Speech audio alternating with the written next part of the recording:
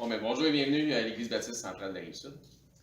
Donc, on a un 9e message qu'on va faire aujourd'hui sur inspiré de l'Évangile de Jean. Et puis aujourd'hui, ben, c'est Pâques. Et habituellement, moi, je suis pas très thématique dans mon approche.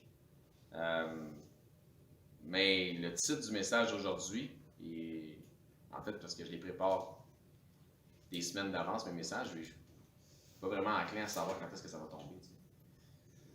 Donc, j'avais pas la présence d'esprit de remarquer que le message d'aujourd'hui allait tomber la journée de Pâques.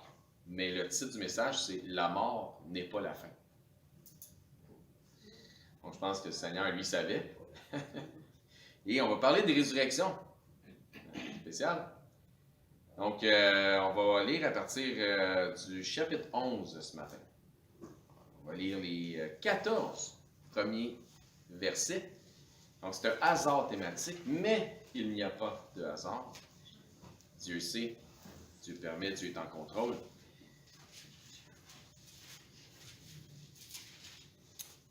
Jean, chapitre 11, verset 1, ça dit là. Il y avait un homme malade, Lazare, de Béthanie, village de Marie et de Marthe, sa sœur. C'était cette Marie qui oignit de parfum le Seigneur et qui les essuya les pieds avec ses cheveux. Et c'était son frère Lazare qui était malade.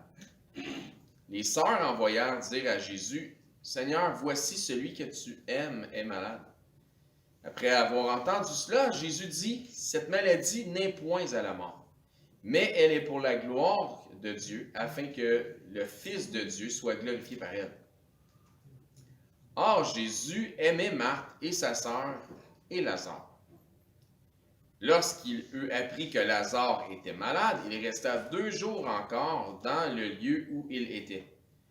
Et il dit ensuite aux disciples, « Retournons en Judée. » Les disciples lui dirent, « Rabbi, les Juifs tout récemment cherchaient à te lapider et tu retournes en Judée. » Jésus répondit, « N'y a-t-il pas 12 heures au jour?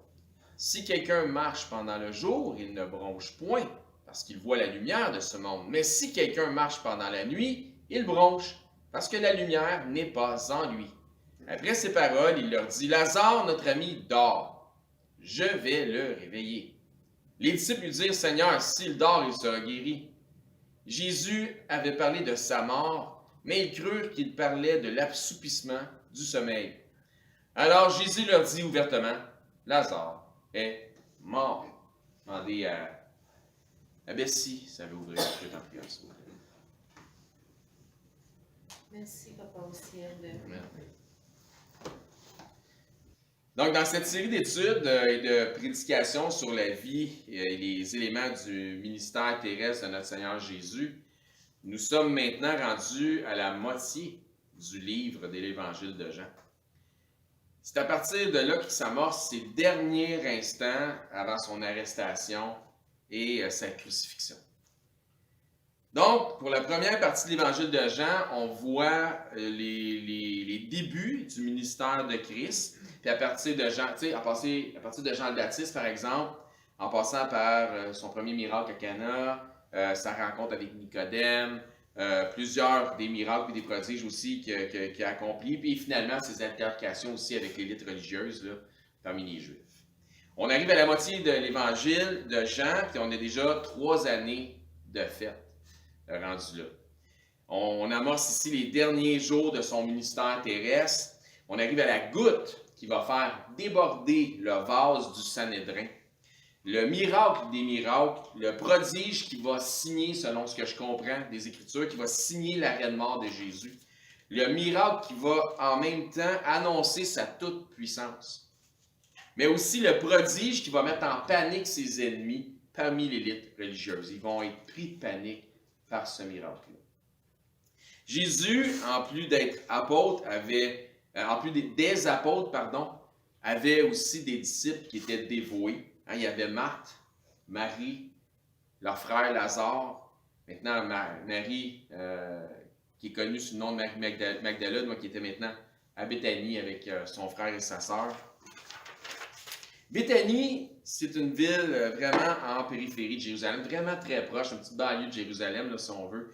c'est sur la rive ouest du Jourdain.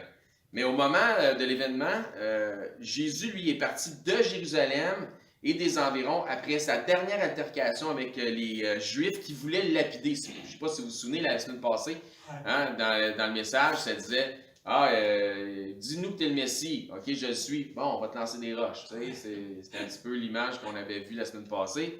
Bien là, après cette altercation-là, il est parti de là, puis il est parti sur l'autre bord de la rive du Jourdain, donc sur la rive est du Jourdain. Lazare est malade, puis sa maladie est suffisamment inquiétante pour que les sœurs de Lazare, soit Marthe et Marie, envoient un messager vers Jésus pour qu'il vienne le guérir avant qu'il meure.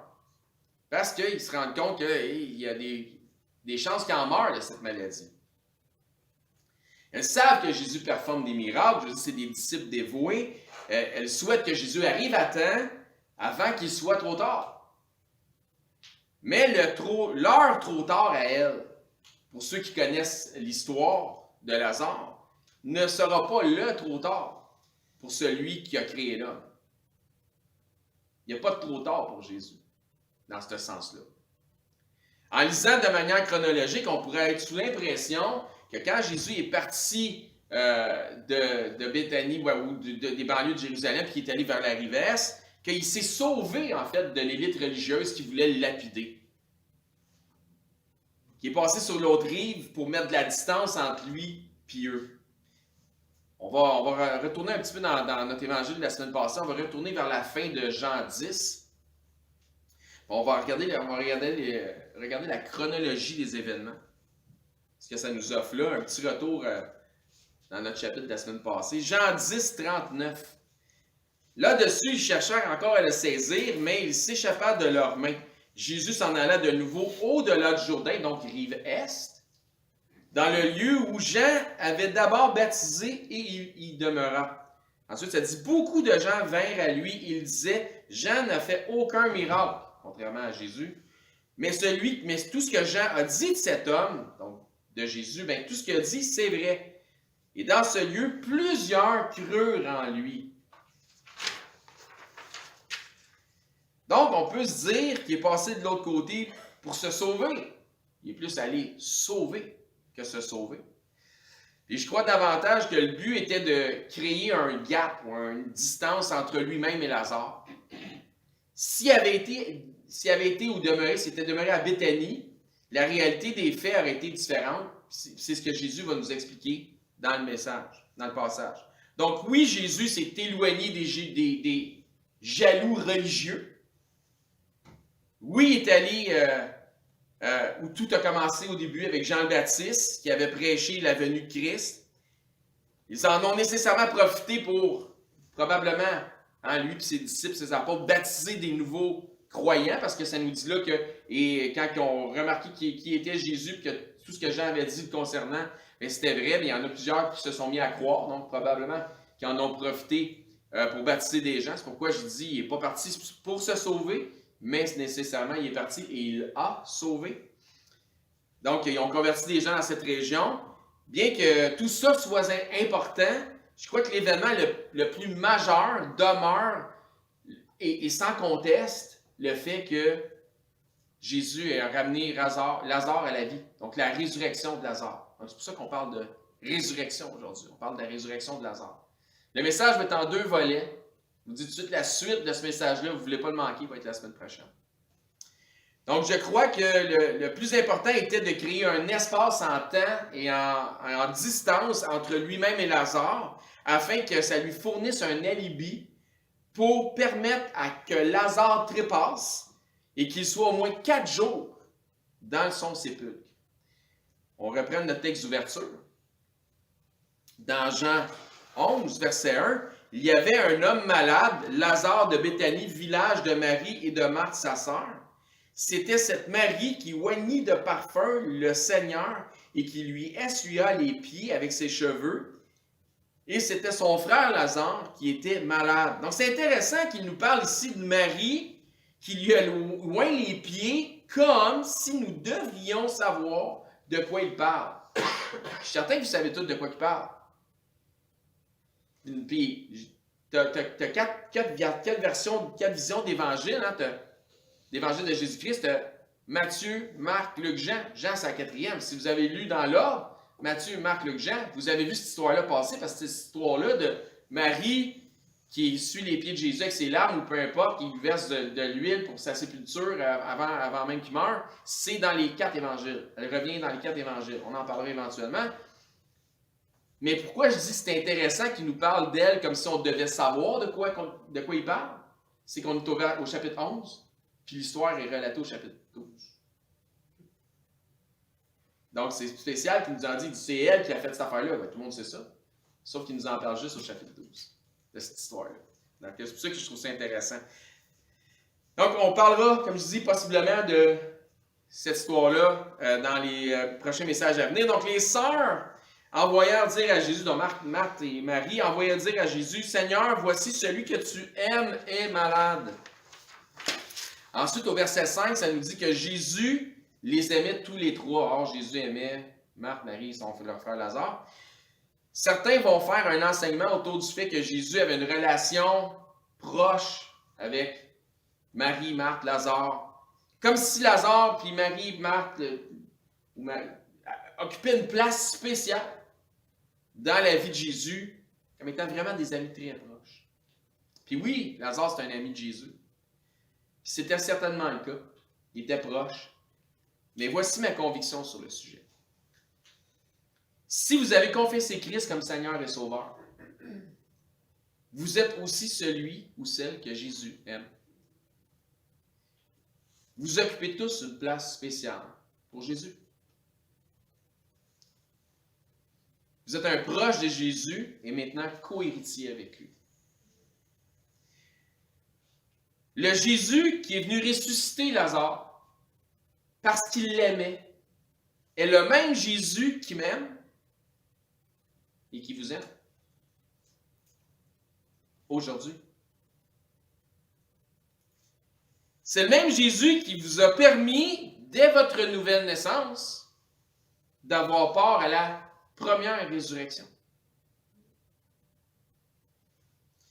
De mort que nous étions, nous avons entendu sa voix et nous sommes sortis de notre mort et pour venir en nouveauté de vie.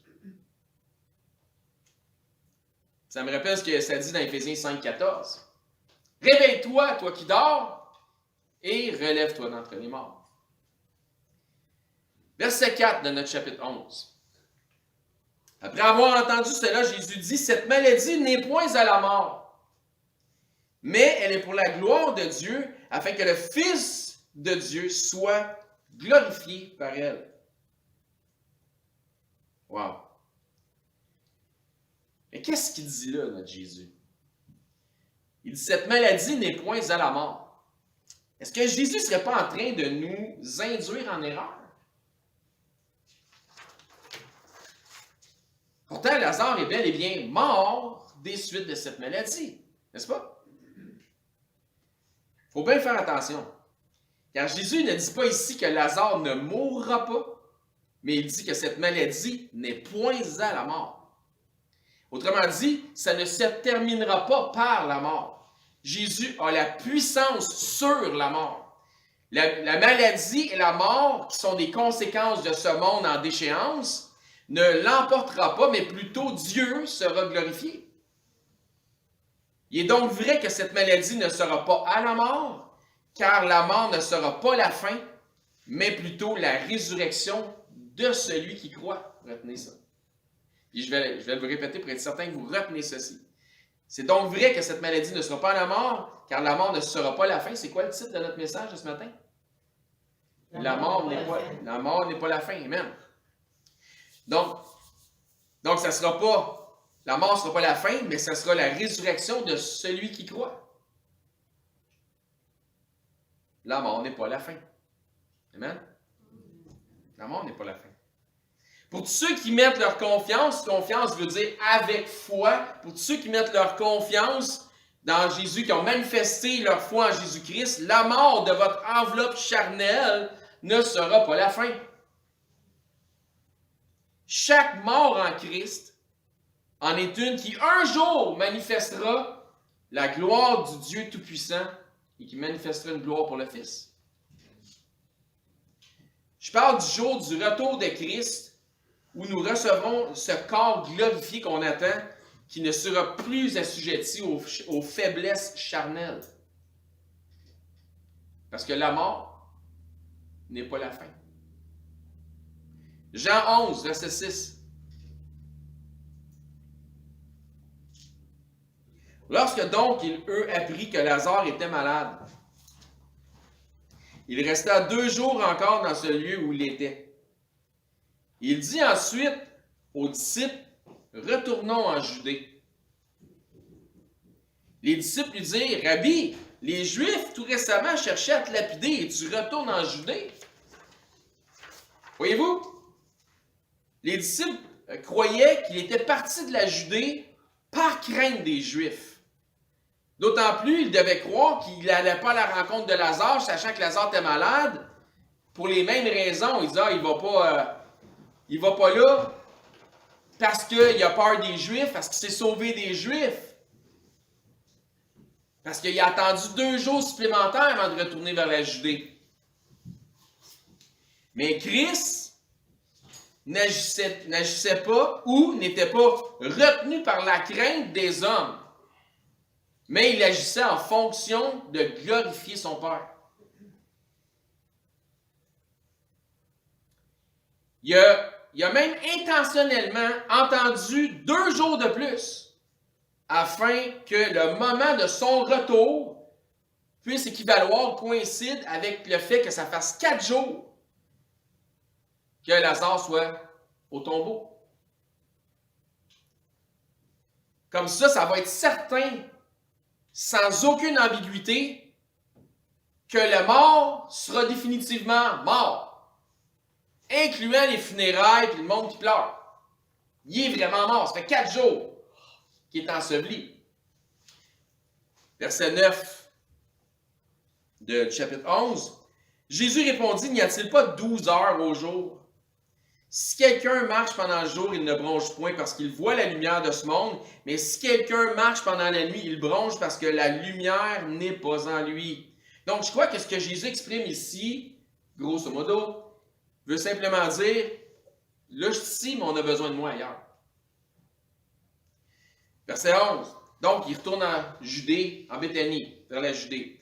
Verset 11. Après ces paroles, il leur dit, Lazare, notre ami, donc Lazare était définitivement l'ami de Jésus, Lazare, notre ami, dort, mais je vais le réveiller. Certains vont dire qu'il métaphorise ici en voulant dire, il est mort puis je vais le ressusciter, puis c'est vrai, c'est une métaphore. Mais je ne suis pas certain du sens métaphorique pour Christ. C'est une métaphore pour les autres, mais peut-être moins pour lui. Suivez-moi là-dessus. Je pense plutôt que ça en dit long sur la foi de Christ, car pour lui, ressusciter un mort ou réveiller quelqu'un, c'est pratiquement du pareil au même.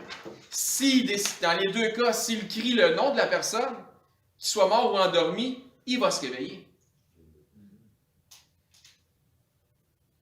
Jean 11, verset 12. Les disciples lui dirent, Seigneur, s'il dort, il sera guéri. Il n'y a pas de problème. Tu en fais des miracles. Facile pour toi. Vous souvenez-vous de l'enseignement sur Jean chapitre 4, quand ça parlait de son second miracle à Cana? Vous savez, j'avais fait, est-ce que c'est vraiment son second miracle, premier miracle, tu sais, j'avais fait réussir, j'avais tout vous mélanger, là. Il avait guéri à distance le fils d'un officier du roi, c'était le second miracle à Cana. Donc, il avait guéri à distance le fils d'un officier du roi qui était sur le point de mourir. Pensez-vous que Jésus aurait pu faire la même chose à distance pour Lazare? Soit ça arrive est, ça arrive ouest, ça faisait quoi comme différence? Certainement que, mais c'est comme si aucun de ses disciples allume, puis il n'y en a aucun qui fait un lien avec ce qu'il avait fait comme son second miracle à Cana. Jésus, là, n'est pas celui qui est limité par la distance, par l'espace, par l'absence, par la présence. Il n'était pas limité par ça. Jésus aurait pu guérir Lazare par un miracle à partir de n'importe où sur la terre. Ça ne faisait pas de différence. Mais la raison pour laquelle Lazare devait mourir était pour la gloire de Dieu. Verset 13, chapitre 11. Jésus avait parlé de sa mort, mais il crut qu'il parlait de l'assouplissement du sommeil. Donc oui, il y a un sens métaphorique, comme je vous ai dit, mais il leur explique la réalité profonde de ce qu'il vient de dire. Regardez bien, la réalité profonde de ce qu'il vient de dire. Alors Jésus leur dit ouvertement, Lazare est mort. C'est une courte explication, mais elle est profonde. Lazare est mort. Donc, suivez-moi, là. On va voir si on est meilleur que les disciples. Donc, s'il dit, il dort et je vais le réveiller. Après ça, il dit, il est mort. Donc, je vais... 1 plus 1, mais on va le ressusciter. Vrai? C'est pas compliqué. Mais eux autres, ils sont pas forts en maths, vous allez voir. Il y a 1 plus 1, 2, c'est pas fort. C'est pas leur tasse de thé. Verset 15. Et à cause de vous, qui ça, les disciples, les apôtres, afin que vous allez voir qu'on parle des apôtres en particulier, afin que vous croyiez, autrement dit, d'une autre manière, ce qu'il leur dit, c'est que vous êtes des incrédules. Parce que vous croyez que je vais aller le guérir s'il fait juste dormir par un miracle. Mais vous ne croyez pas que je peux le ressusciter. 1 plus 1, pour vous autres, ça ne fait pas 2. À cause de vous et afin que vous croyiez, bande d'incrédules, je me réjouis de ce que je n'étais pas là, où ça, en Béthanie, mais allons vers lui. Donc, la tournure prend une drôle de forme ici. Il dit, je suis heureux de ne pas avoir été en Béthanie, parce que si j'avais été là, vous n'auriez pas cru, malgré que je l'aurais guéri par un miracle. Vous n'auriez pas cru malgré un miracle. Fou, hein? Malgré tous les miracles de Christ, certains des disciples, même certains des apôtres, tels, nommez-moi un apôtre incrédule. Pierre, nommez-moi un autre. Ah, merci beaucoup, vous êtes fin. Quand je fais qu'on parle, on dit tout le temps, l'expression bien connue, on ne dit pas incrédule comme Pierre, on dit incrédule comme Thomas. Effectivement, Thomas, mais il était tout incrédule, ça n'a pas rapport, mais c'est juste que Thomas est bien connu pour son incrédulité. Tel Thomas, donc les apôtres demeuraient dans l'incrédulité. Puis la raison pourquoi on parle de Thomas, c'est que vous allez la voir, elle va être bien simple. Donc, comme il leur parle de croire, en clarifiant qu'il s'en va réveiller Lazare, pas Lazare l'endormi, mais Lazare le mort, ça veut dire que, définitivement, il s'en va le ressusciter. Regardez la réponse de celui qui est reconnu comme étant un incrédule de la résurrection de Christ au verset 16. Sur quoi? Qui? Thomas. Ah, Thomas qui ne croit pas, il ne veut rien savoir. Thomas l'incrédule, appelé Didyme, dit aux autres disciples, allons aussi afin de mourir avec lui. Ah, Thomas. Allons aussi afin de mourir avec Lazare. Thomas dit, OK, on s'est sauvé des Juifs. Il voulait lapider Jésus. Là, on y retourne. Lazare, il est mort. On va aller mourir avec. C'est ça que ça veut dire. Il se dit pas. Il parle de... Attends une minute. Il fait pas 1 plus 1, ça fait 2. Il se dit pas, OK, il parle de le réveiller, puis il nous confirme son décès. Donc, il va aller le ressusciter. Non, non, non! Nous autres, on va aller mourir avec lui. Oh, wow. Non, mais il s'entête. C'est ça, c'est de l'entêtement. C'est de l'incrédulité par entêtement. Des fois, on est incrédule par entêtement. Donc, c'est de l'incrédulité par entêtement. Il s'entête en se disant, on va aller mourir à ses côtés. C'est pourquoi Jésus dit au verset 15, afin que vous croyiez, parce que vous ne croyez pas. Vous êtes des incrédules. Vous êtes tous des Thomas. OK? Afin que vous croyiez quoi? Afin que vous croyiez, mais ouais, afin que vous croyiez quoi? Afin que vous croyiez que je puisse ressusciter un mort? Peut-être. Ou plutôt, afin que vous voyiez que si je peux ressusciter un mort de 4 jours en décomposition qui pue, vous allez enfin croire à ma propre résurrection éventuelle. Après 3 jours. Si j'en ressuscite un après 4 jours.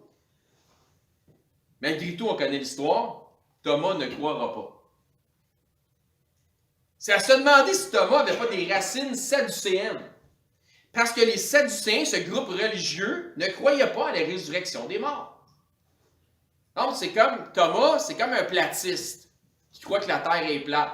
Tu pourrais y faire la tour de la planète en navette spatiale, puis montrer qu'elle est ronde, sur 2 axes. Puis, arrivé au sol, il dirait, bah, mais c'est plate. Mais Thomas, t'auras beau y ressusciter quelqu'un d'en face, quand ça va être le temps que Jésus ressuscite, il ne croira pas plus.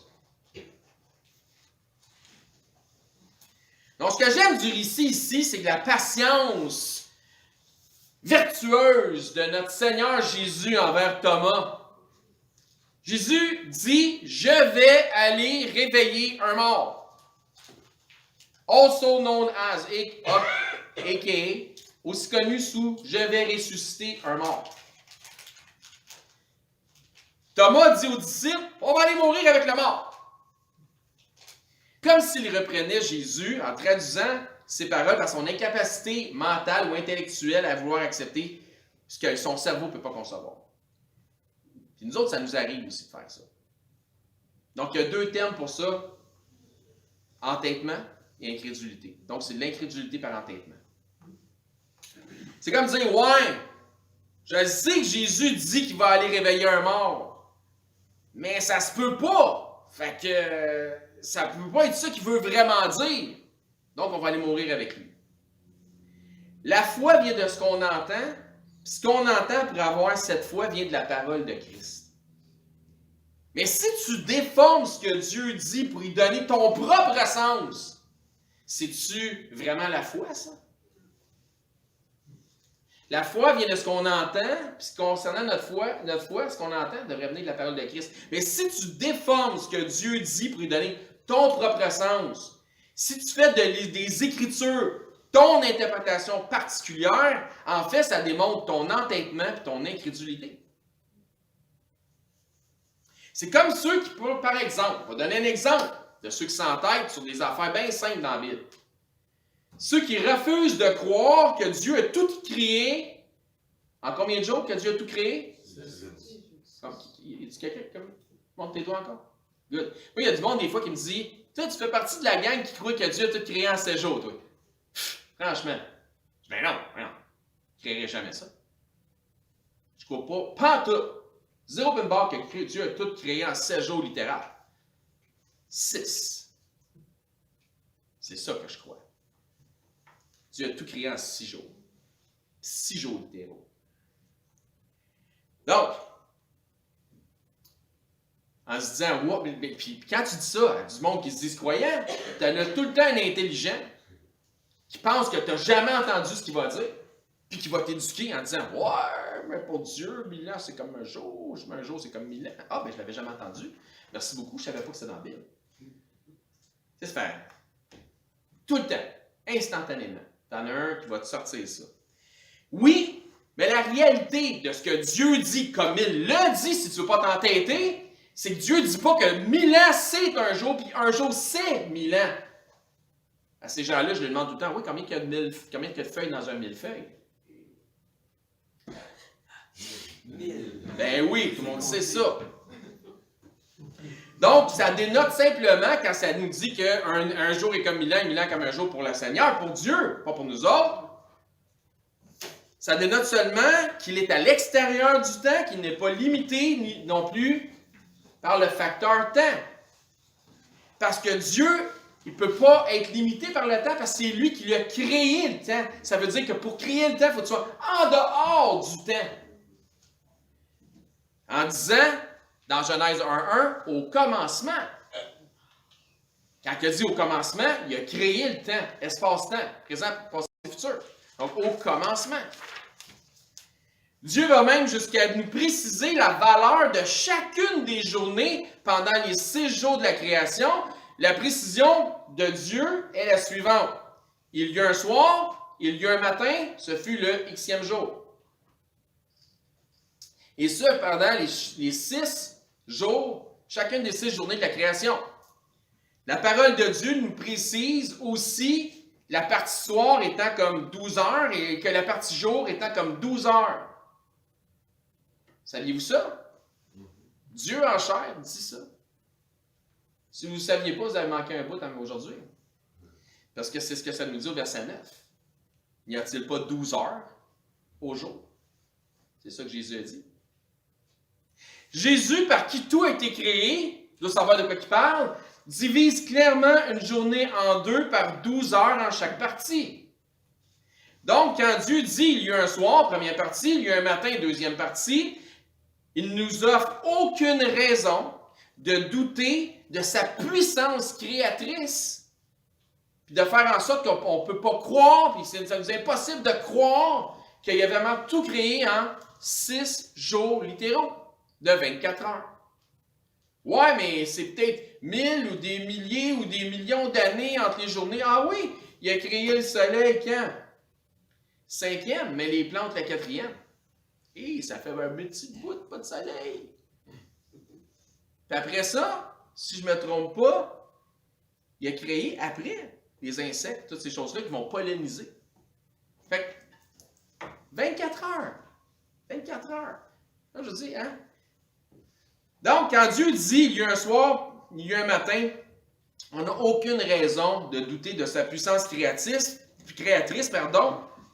afin que nous fassions comme Thomas et dire « Ouais, mais je sais qu'il y a un soir, il y a un matin, mais... » le fameux « mais », ça se peut pas. Donc, ça veut certainement dire des milliers, des millions d'années. Ah, comme Thomas. On va aller mourir avec, parce que ça se peut pas, ce que Jésus dit. Ça ne marche pas, dans ma tête. Mais à demi-livre de croton, on n'est pas capable d'accepter ce que tu es en train de dire. Ce que Jésus dit, ce que Dieu dit. Faisons donc comme Thomas, changeons la parole de Dieu pour lui donner un sens qui l'abaisse très bas à notre niveau d'incrédulité et d'entêtement.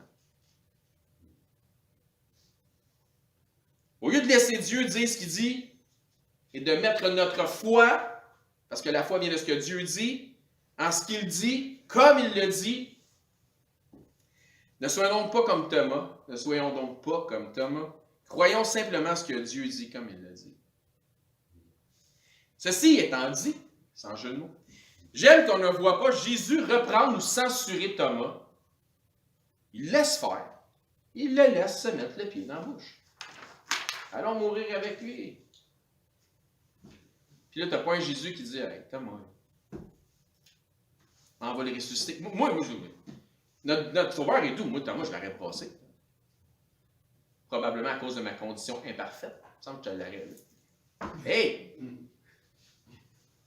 Finalement, 4 jours après la mort de Lazare, Jésus arrive à Béthanie avec ses disciples. Donc, je résume pour gagner du temps. Marie et Marthe, accompagnées des Juifs, sont carrément dans le deuil et en pleurs à cause de la mort de Lazare. Tout comme Jésus dit au verset 15, afin que vous croyiez. Une bonne partie du reste de l'histoire tourne autour du verbe croire. Mais croire dans le sens d'avoir la foi. Parce que croire au sens des Écritures, suivez-moi, croire au sens des Écritures n'est pas nécessairement et automatiquement avoir la foi. Croire au sens des Écritures n'est pas nécessairement et automatiquement avoir la foi. Exemple, Jésus a dit aux Juifs qui avaient cru en lui, vous avez comme père le diable. Il n'avait pas la foi, mais il croyait en lui. Donc, la référence est dans Jean 8, à partir du verset 30. La foi, c'est croire. Mais croire n'est pas nécessairement avoir la foi. Donc, la foi, c'est croire, mais croire n'est pas nécessairement avoir la foi. C'est comme dire, j'ai un permis de conduire, ça ne veut pas nécessairement dire que tu as un char. Okay? Donc, les gens peuvent croire et douter en même temps. Puis le chapitre nous révèle ça. Tandis que dans la foi, il n'y a nul doute. Dans la foi, il n'y a nul doute. Parce que si tu dis « je crois que », habituellement, ça veut dire « tu penses que ». Exemple, si je vous dis la chose suivante, j'en suis convaincu, c'est que les vaches brunes, c'est celles qui donnent du lait au chocolat. Mais vous êtes en droit de me dire, est-ce que tu crois ça ou est-ce que tu sais ça? Parce qu'il y a une différence entre les deux. Puis moi, je peux pas dire, je le crois. Puis je le sais. Comment tu sais ça?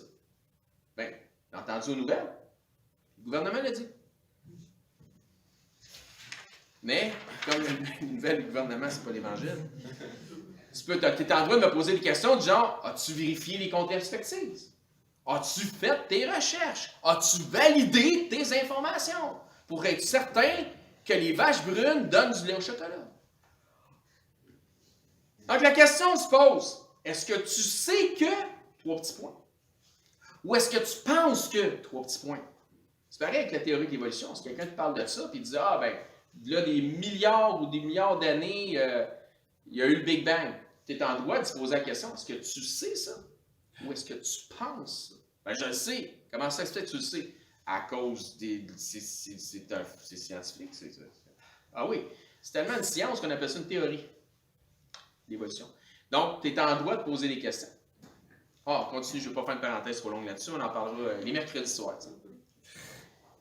Donc, ce que je dis, c'est que croire, c'est le potentiel d'un doute.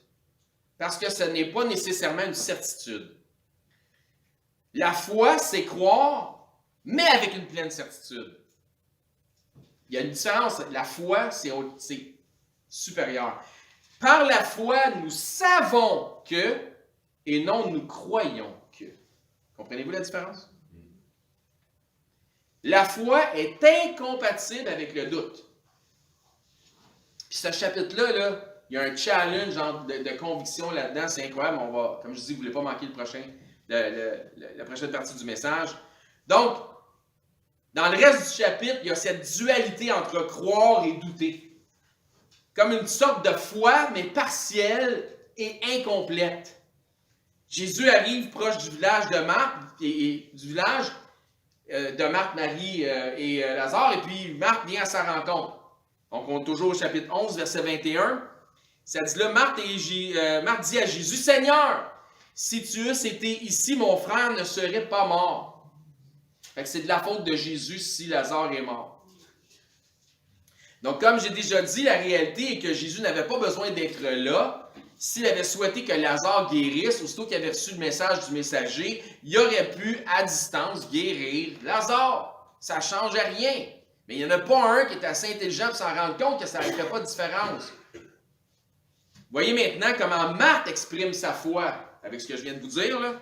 Marthe, mais maintenant, elle dit, mais maintenant même, je sais que, pas je crois que, je sais que tout ce que tu demanderas à Dieu, Dieu te l'accordera. Donc, elle est au-delà du je crois ou je pense que. Elle dit, je sais, par la foi, elle sait. C'est une certitude pour elle. Verset 23, Jésus lui dit, répondant à ce qu'elle avait à sa foi, ton frère ressuscitera. Encore une fois, elle va exprimer sa foi en disant, je sais.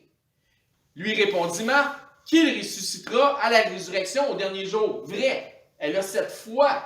Elle sait par la foi que ce phénomène-là va arriver au dernier jour pour l'ensemble des croyants. Jésus lui dit, je suis la résurrection et la vie, celui qui croit en moi vivra quand même il sera mort. Vous vous souvenez ce que je vous ai dit plus tôt, hein? Je vous ai dit tantôt que c'était vrai que cette maladie ne sera pas la mort, car la mort ne sera pas la fin, dont le titre du message, qui est la mort n'est pas la fin, mais ce sera plutôt la résurrection de celui qui croit. Vous vous souvenez, je vous ai dit ça tantôt? Jésus, il dit, c'est dit ici, « Je suis la résurrection et la vie, celui qui croit en moi vivra quand même il sera mort. » Que peut-on identifier selon le contexte ici? Lorsque Jésus dit, « Celui qui croit en moi vivra », croyez-vous, encore une fois, sans jeu de mots, qui veut dire ici croire dans « je pense que » ou croire comme « je sais que ». On prend le « je sais », hein? Parce qu'on peut croire en Jésus, le personnage historique, et croire en moi.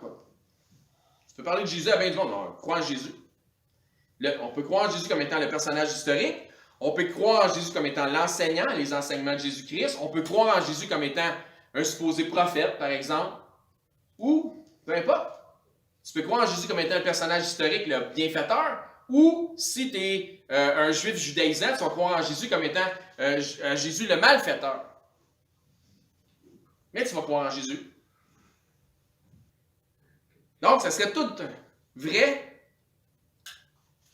que tu peux croire en Jésus, mais de savoir par la foi, pour nous maintenant, qu'il est le Messie, qu'il est le Sauveur, Dieu en chair, le ressuscité, par la foi, nous devrions savoir et non seulement penser que, tu sais, quelqu'un pourrait dire, comment tu sais que Jésus a vraiment existé? Ben, la réponse, c'est par la foi, parce que la Bible me dit, je sais que c'est vrai. Pas je pense, je sais que c'est vrai. Par la foi, parce que la Bible le dit, parce que la foi vient de ce qu'on entend vient de la parole de Dieu, parce que par la foi, je sais que c'est vrai. Comment tu sais que Jésus a vraiment ressuscité? Par la foi, parce que la parole de Dieu me dit. Je sais que c'est vrai. Ça, la foi. Pas d'évidence, pas de signe, tu ne l'as jamais vu, puis tu dis que tu le sais. Exact. C'est en plein ça. Je sais que Dieu existe et que mon Sauveur m'aime. Je sais que Dieu existe et que mon Sauveur m'aime. Donc, Marie vient de clairement manifester sa foi en disant « je sais que ». Et puis la semaine prochaine, Dieu voulant, nous allons terminer l'étude de ce chapitre. Vous pouvez aller dans 1 Jean 5. On va terminer avec ça. Et comme je l'ai dit, je répète, vous ne voudrez pas manquer ça. Nous allons voir que plusieurs font des reproches à Jésus, mais que dans le fond, c'est Jésus qui devrait être en droit de leur faire des reproches. Puis en terminant, voici comment Jean exprime concernant la foi qui nous porte à savoir avec une pleine certitude. Donc la foi qui nous porte à savoir avec une pleine certitude. Dans 1 Jean 5, 13, je vous ai écrit ces choses afin que vous sachiez que vous avez la vie éternelle, afin que vous sachiez que vous avez la vie éternelle à vous qui croyez au nom du Fils de Dieu. Donc la foi, c'est croire, mais croire pour savoir. Donc c'est une certitude. Dans la foi, il n'y a nul doute. C'est une certitude. Conclusion de notre message de ce matin. En ce jour de Pâques, comprenez-vous bien l'importance de savoir par la foi que Jésus est véritablement ressuscité. Comprenez-vous bien ça, le message de la résurrection de Christ. S'il n'est pas ressuscité, Christ est un homme comme les autres. Mais s'il est véritablement ressuscité, s'il est véritablement revenu à la vie, c'est le miracle le plus extraordinaire du monde, dans l'histoire du monde. Puis si c'est le cas, ça vient avec un message. C'est pas pour rien. Il y a quelque chose qui vient avec ce phénomène incroyable-là, qui est la résurrection de Christ. Puis le message est, croyez en Dieu, croyez en moi, croyez au Père, croyez au Fils. Vous pouvez faire de Jésus votre Seigneur et Sauveur, car l'Évangile dit, si vous confessez Jésus comme Seigneur, et que vous croyez dans votre cœur, donc que nul doute que Dieu l'a ressuscité des morts, vous serez sauvés. Puis si vous ne savez pas exactement ce que ça veut dire, vous avez des questions là-dessus, venez nous voir. On va vous expliquer exactement ce qu'il y en est. Puis comment vous pouvez vous assurer, par la foi, d'avoir la vie éternelle auprès du Père et auprès du Fils. Amen? Merci beaucoup. Merci d'avoir été attentif. Je vais demander à Didier d'avoir un mot de prière, s'il vous plaît. Seigneur Dieu Tout-Puissant,